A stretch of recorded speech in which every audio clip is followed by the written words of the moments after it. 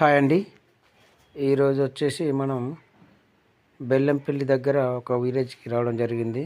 కరీంనగర్ నుండి బెల్లంపల్లి. ఇదేనండి ఆ బోర్. ఇది కొత్త 6 సంవత్సరాల కిందటనే ఇరుక్కపోయింది బోరు లోపల. బోర్ వేసిన వెంటనే మోటార్ దించేసారు.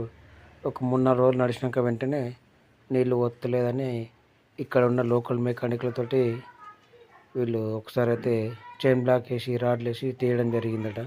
కానీ అప్పుడు లేవలేదు ఇది.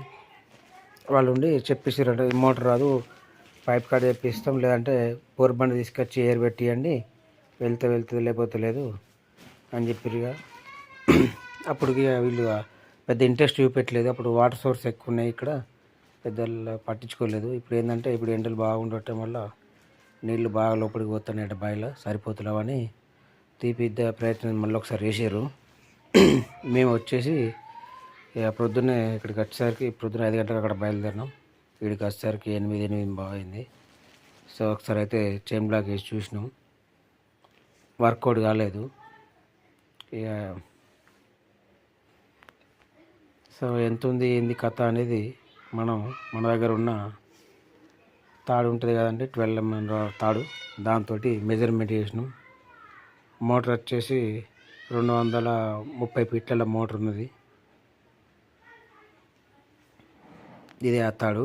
ఇది లోపలికి వెళ్ళి 230 ఫీట్లు పోయింది.